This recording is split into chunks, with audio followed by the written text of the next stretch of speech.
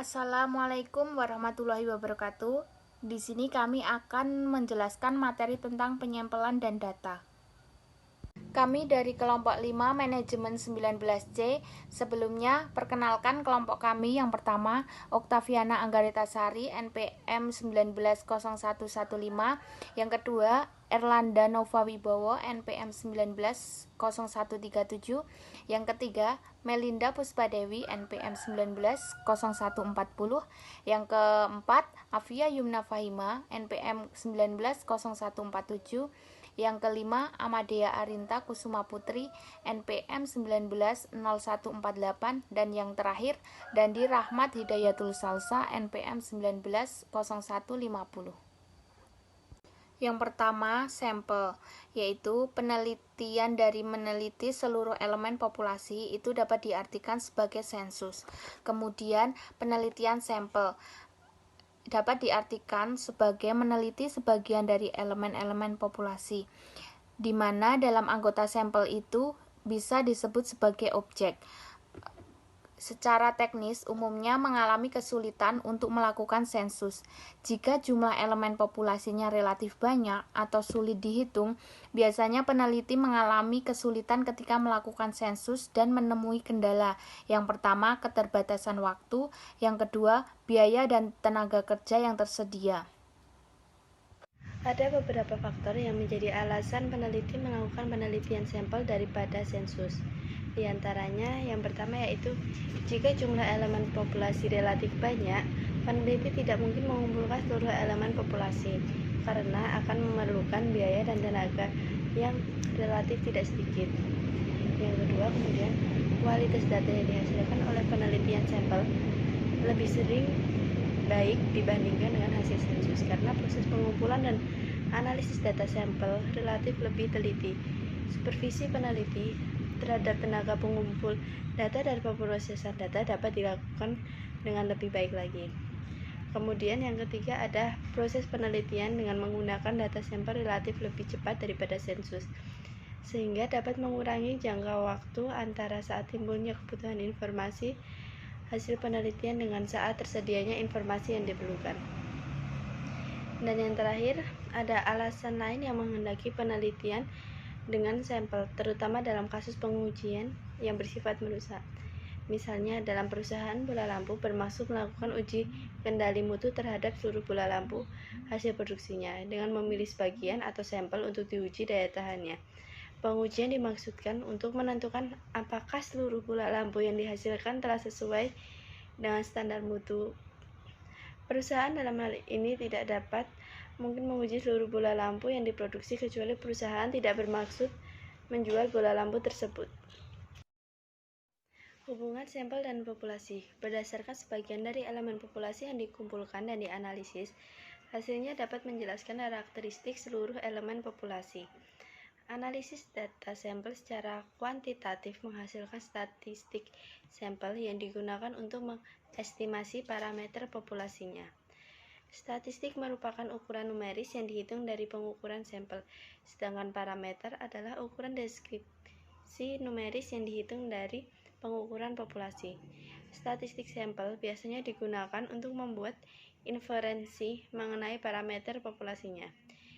Deskripsi sampel dan populasinya secara kuantitatif berupa statistik atau parameter yang umumnya mengukur tendensi sentral berupa rata-rata, median, dan modus, dan dispersi atau yang biasa disebut deviasi standar dan varian. Kriteria pemilihan sampel. Penelitian dengan menggunakan sampel yang representatif akan memberikan hasil yang mempunyai kemampuan untuk digeneralisasi. Kriteria sampel yang representatif tergantung pada dua aspek yang saling berkaitan, yaitu akurasi sampel dan ketelitian atau presisi sampel. Yang pertama ada akurasi. Sampel yang akurat adalah sejauh mana statistik sampel dapat mengestimasi parameter populasi dengan tepat. Akurasi berkaitan dengan tingkat keyakinan. Semakin akurat suatu sampel akan semakin tinggi tingkat keyakinan bahwa statistik sampel mengestimasi parameter populasinya dengan tepat. Tingkat keyakinan dalam statistik dinyatakan dengan persentase. Jika dinyatakan tingkat keyakinan 95%, maka berarti akurasi karakteristik sampel dapat mengestimasi parameter populasinya dengan benar adalah 95% dan probabilitas bahwa estimasi hasil penelitian tidak benar adalah 5% yang dinyatakan dengan tingkat signifikan sebesar 0,05. Sedangkan untuk presisi adalah sejauh mana hasil penelitian berdasarkan sampel dapat merefleksikan realitas populasinya dengan teliti. Presisi menunjukkan tingkat ketepatan hasil penelitian berdasarkan sampel, menggambarkan karakteristik populasinya. Presisi umumnya dinyatakan dengan interval keyakinan dari sampel yang dipilih.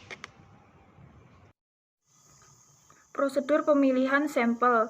Yang pertama, identifikasi populasi target. Dalam pemilihan sampel, target harus sesuai dengan tujuan riset. Pemilihan populasi target merupakan pekerjaan yang relatif mudah. Namun, jika terjadi kesalahan dalam penentuan populasi target, maka akan berakibat sangat fatal dalam riset, karena hasil yang diperoleh menjadi tidak bermanfaat atau tidak sesuai dengan tujuan riset. Yang kedua, memilih kerangka sampel. Pemilihan kerangka sampel merupakan daftar yang berisi elemen-elemen yang ada dalam populasi. Yang ketiga, menentukan metode pemilihan sampel. Merupakan cara yang digunakan dalam mengambil sampel, apakah dengan pendekatan probabilitas atau dengan pendekatan non-probabilitas. Yang keempat, merencanakan prosedur pemilihan unit sampel. Prosedur pemilihan unit sampel merupakan langkah-langkah yang harus dilakukan dalam menentukan anggota populasi yang nantinya dijadikan sampel. Yang kelima, menentukan ukuran sampel. Menentukan ukuran sampel adalah menentukan besarnya sampel yang harus diambil agar dapat menggambarkan populasi yang sebenarnya. Yang keenam, menentukan unit sampel. Menentukan unit sampel merupakan langkah untuk menentukan siapa saja dari anggota populasi yang harus dijadikan sampel.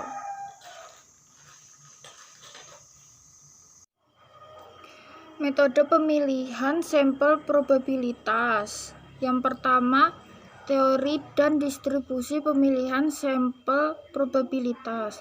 Tujuan pemilihan sampel ini agar hasil analisis data berdasarkan sampel dapat digeneralisasi pada tingkat populasinya. Sampel yang representatif ditunjukkan dengan estimasi statistik sampel terhadap parameter populasi secara akurat.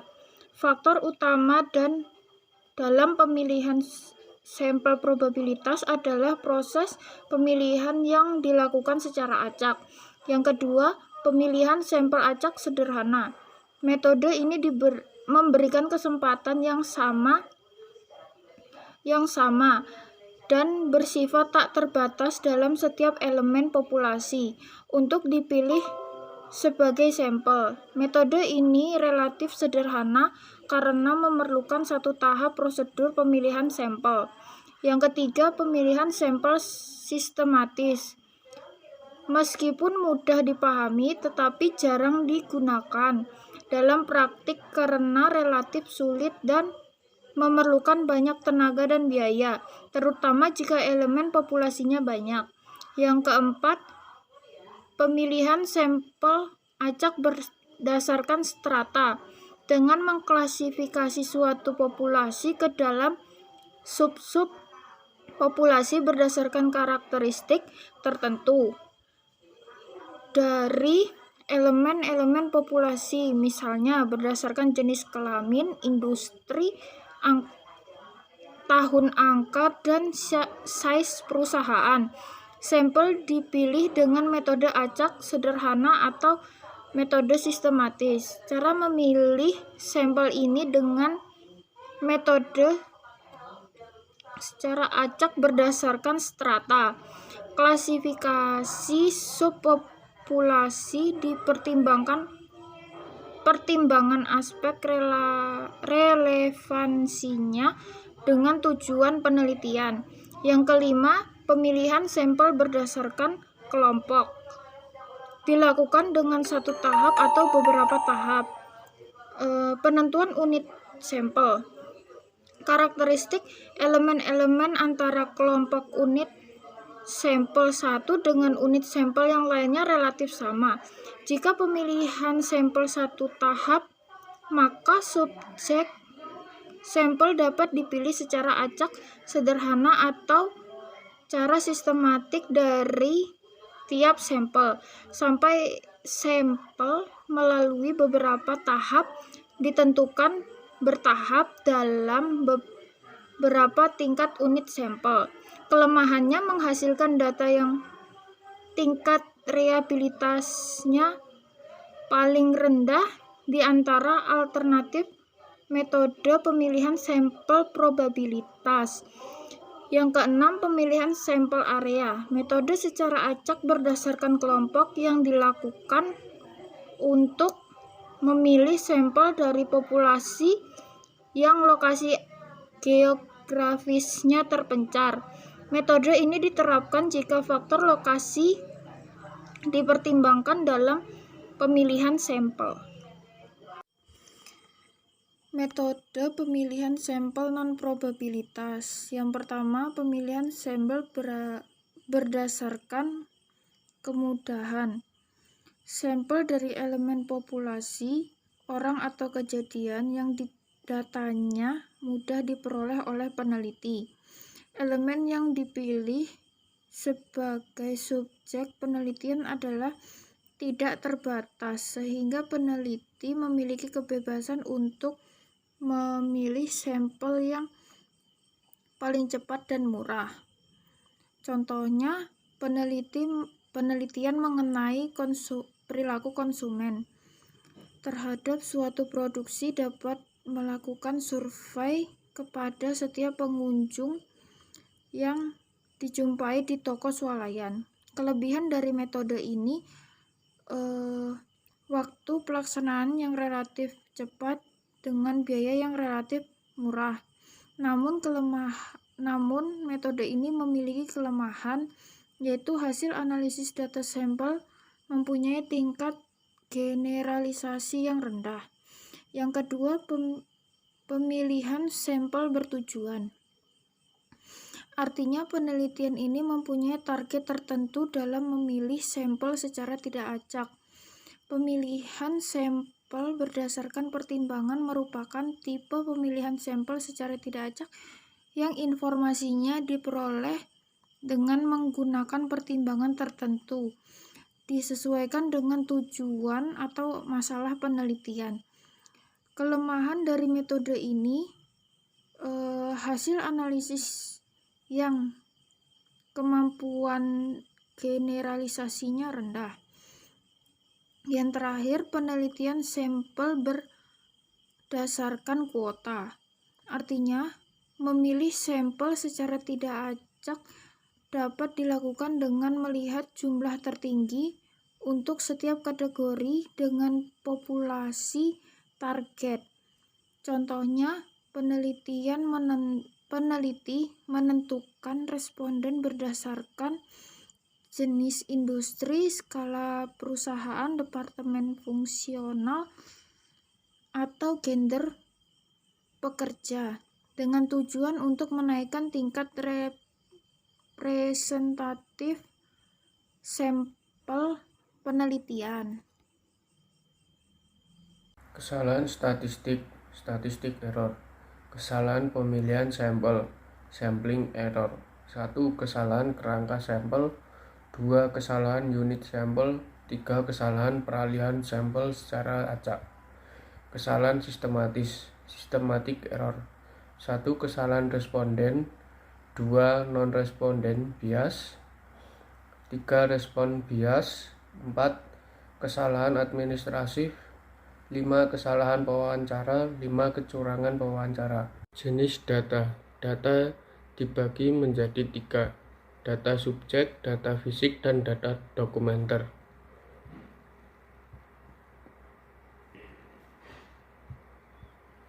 Data subjek adalah jenis data penelitian yang berupa opini, sikap, pengalaman, atau karakteristik dari seseorang atau kelompok yang menjadi subjek penelitian. Data subjek dengan demikian merupakan data penelitian yang dilaporkan sendiri oleh responden secara individual atau secara kelompok, yang sumbernya diklasifikasikan berdasarkan bentuk tanggapan yang diberikan, yaitu lisan atau verbal, tertulis, dan ekspresi. Data fisik. Data fisik merupakan jenis data penelitian yang berupa objek atau benda fisik, antara lain dalam bentuk bangunan atau bagian dari bangunan, pakaian, buku, dan senjata. Data fisik merupakan benda berwujud yang menjadi bukti suatu keberadaan atau kejadian pada masa lalu. Data dokumenter merupakan jenis data penelitian yang antara lain berupa faktur, jurnal, surat-surat, notulen, hasil rapat, memo, atau dalam bentuk laporan program. Data dokumenter memuat apa dan kapan suatu kejadian atau transaksi, serta siapa yang terlibat dalam suatu kejadian. Data dokumenter dalam penelitian dapat menjadi bahan atau dasar analisis data yang kompleks, yang dikumpulkan melalui metode observasi dan analisis dokumen yang dikenal dengan konten analisis. Data primer merupakan data penelitian yang diperoleh secara langsung dari sumber asli. Data primer secara khusus dikumpulkan oleh peneliti untuk menjawab pertanyaan penelitian. Data primer dapat berupa opini subjek secara individual atau kelompok, hasil observasi terhadap suatu benda fisik, kejadian atau kegiatan, dan hasil pengujian. Peneliti dengan data primer dapat mengumpulkan data sesuai dengan tujuan yang diinginkan, karena data yang tidak relevan dengan tujuan penelitian dapat dieliminir atau setidaknya dikurang-kurangi. Data sekunder. Data sekunder merupakan sumber data penelitian yang diperoleh peneliti secara tidak langsung melalui media perantara. Data sekunder umumnya berupa bukti, catatan, atau laporan historis yang telah tersusun dalam arsip yang dipublikasikan dan ada yang tidak dipublikasikan. Kemudian ada tipe data sekunder. Data sekunder dalam penelitian bisnis umumnya itu dapat diperoleh dari perusahaan yang diteliti atau data yang dipublikasikan secara umum. Berdasarkan sumbernya, data sekunder dapat diklasifikasikan menjadi data internal dan data eksternal. Untuk data internal sendiri, yaitu merupakan dokumentasi akuntansi dan operasi yang dikumpulkan, dicatat, dan disimpan di dalam suatu organisasi, yaitu data internal. Ada beberapa contoh data internal, antara lain ada faktur penjualan, jurnal penjualan, laporan hasil rapat, dan lain-lain. Kemudian ada data eksternal. Data eksternal itu umumnya disusun oleh suatu entitas selain peneliti dari organisasi yang bersangkutan. Tipe data sekunder eksternal ini berdasarkan penerbitnya antara lain dapat berupa buku, jurnal, atau berbagai macam bentuk terbitan secara periodik. Data sekunder eksternal berdasarkan tipe data yang dipublikasikan antara lain dapat berupa, yang pertama ada indeks atau pedoman referensi, data sensus, data statistik, data pasar, data industri, direktori perusahaan, dan data investasi. Aspek yang harus dievaluasi oleh peneliti. Yang pertama itu ada kemampuan data yang tersedia untuk menjawab masalah. Terus yang kedua ada relevansi dan konsisten unit pengukur yang digunakan. Yang ketiga ada kesesuaian antara periode waktu yang tersedia data dengan periode waktu yang diinginkan. Kemudian ada biaya yang diperlukan untuk mengumpulkan data sekunder. Yang kelima yaitu kesesuaian antara populasi data yang ada dengan populasi yang menjadi perhatian peneliti. Yang keenam ada kemampuan bias yang ditimbulkan oleh data sekunder. Yang terakhir dapat atau tidaknya dilakukan pengujian terhadap akurasi pengumpulan data. Kemudian ada penelusuran data sekunder. Penelusuran data sekunder itu ada dua, ada yang secara manual dan juga dengan komputer. Untuk penelusuran secara manual, data sekunder yang disajikan dalam format kertas hasil cetakan diperoleh lebih melalui lama dibandingkan penelusuran secara manual. Menggunakan cara penelusuran komputer, saat ini relatif belum semua data sekunder yang dibutuhkan oleh peneliti yang disajikan dalam format elektronik, sehingga penelusuran secara manual masih diperlukan. Data sekunder yang disajikan dalam format kertas hasil cetakan antara lain berupa jurnal, majalah, dan bentuk publikasi yang diterbitkan secara periodik atau buku juga bisa. Kemudian ada penelusuran dengan komputer. Penelusuran data sekunder dengan komputer relatif lebih cepat, lengkap, dan efektif dibandingkan dengan penelusuran secara manual. Data sekunder yang memerlukan penelusuran dengan komputer adalah data yang disajikan dalam format elektronik atau database dan juga dapat berupa numerik dan teks database atau berupa artikel hasil penelitian. Metode survei. Metode survei merupakan metode pengumpulan data primer yang menggunakan pertanyaan lisan dan tertulis. Metode ini memerlukan adanya kontak atau hubungan antara peneliti dengan subjek atau responden penelitian untuk memperoleh data yang diperlukan. Metode survei ada dua, wawancara dan kuesioner. Wawancara merupakan teknik pengumpulan data dalam metode survei yang menggunakan pertanyaan secara lisan kepada subjek penelitian. Teknik wawancara dilakukan jika peneliti memerlukan komunikasi atau hubungan dengan responden. Wawancara ada dua macam, wawancara tatap muka dan wawancara dengan telepon. Wawancara tatap muka merupakan metode pengumpulan data primer dapat dilakukan dengan cara komunikasi secara langsung atau tatap muka antara pewawancara yang mengajukan pertanyaan secara lisan dengan responden yang menjawab pertanyaan secara lisan. Yang kedua, wawancara dengan telepon. Pertanyaan peneliti dan jawaban responden dapat juga dikemukakan melalui telepon. Teknik ini dapat mengatasi kelemahan wawancara tatap muka karena dapat mengumpulkan data dari responden yang letak geografisnya terpencar dengan biaya relatif lebih murah dan diperoleh dengan waktu yang relatif cepat. Yang selanjutnya kuesioner. Kuesioner merupakan pengumpulan data penelitian pada kondisi tertentu, kemungkinan tidak memerlukan kehadiran peneliti. Pertanyaan peneliti dan jawaban responden dapat dikemukakan secara tertulis melalui suatu kuesioner. Kuesioner ada dua, kuesioner secara personal dan kuesioner lewat pos. Kuesioner secara personal merupakan peneliti dapat berhubungan langsung dengan responden dan memberikan penjelasan seperlunya, dan kuesioner dapat langsung dikumpulkan setelah selesai dijawab oleh responden. Yang kedua, kuesioner lewat pos. Kuesioner yang diajukan kepada responden dan jawaban responden dikirim melalui pos. Teknik ini memungkinkan peneliti memperoleh jawaban dari responden yang letak geografisnya terpencar. Metode observasi merupakan proses pencatatan pola perilaku subjek atau orang, objek atau benda atau kejadian yang sistematik tanpa adanya pertanyaan atau komunikasi dengan individu-individu yang diteliti. Tipe-tipe observasi ada tiga. Yang pertama, observasi langsung. Penggunaan teknik observasi langsung memungkinkan bagi peneliti untuk mengumpulkan data mengenai perilaku dan kejadian secara detail.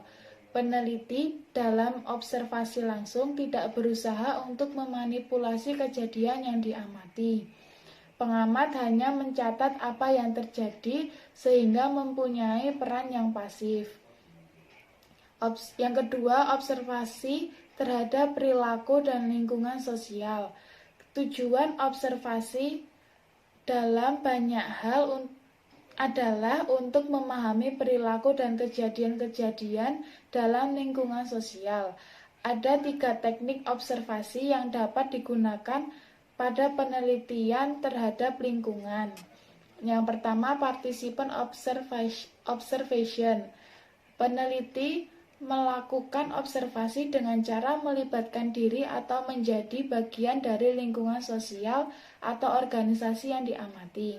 Peneliti melalui teknik ini dapat memperoleh data yang relatif lebih banyak dan akurat, karena peneliti dapat secara langsung mengamati perilaku dan kejadian-kejadian dalam lingkungan sosial yang diteliti. Teknik yang digunakan untuk mengumpulkan data adalah kombinasi antara observasi langsung dan wawancara secara formal dan non-formal. Yang kedua, non-participant observation. Peneliti dapat melakukan observasi sebagai pengumpul data tanpa melibatkan diri atau menjadi bagian dari lingkungan sosial atau organisasi yang diamati. Kegiatan ini umumnya memerlukan waktu yang relatif lama, apalagi jika manajer yang diamati jumlahnya relatif banyak. Yang ketiga, konten analisis. Konten analisis merupakan metode pengumpulan data penelitian melalui teknik observasi dan analisis terhadap isi atau pesan dari suatu dokumen. Tujuan konten analisis adalah melakukan identifikasi terhadap karakteristik atau informasi spesifik yang terdapat pada suatu dokumen untuk menghasilkan deskripsi yang objektif dan sistematik. Hasil konten analisis seperti yang telah dijelaskan di muka antara lain kategori isi, telaah, pemberian kode berdasarkan karakteristik kejadian atau transaksi yang terdapat dalam suatu dokumen. Dan yang terakhir, observasi mekanik. Observasi mekanik dalam keadaan tertentu sering lebih tepat dilakukan dengan bantuan mesin dibandingkan dilakukan oleh manusia. Observasi mekanik dalam penelitian bisnis digunakan untuk mengukur dan mengevaluasi reaksi fisik atau bagian tubuh dari manusia. Ada 4 macam peralatan mekanik yang dapat digunakan untuk mengukur reaksi fisik, yaitu yang pertama, mengukur pergerakan mata, yang kedua, mengukur pergerakan biji atau manik mata, yang ketiga, pengukur reaksi kulit, dan yang terakhir, pengukur perubahan suara. Alat-alat mekanik yang digunakan dalam observasi saat ini mengalami perkembangan pesat sejalan dengan perkembangan teknologi komputer. Sekian presentasi dari kelompok kami. Jika ada salahnya, mohon dimaafkan. Wassalamualaikum warahmatullahi wabarakatuh.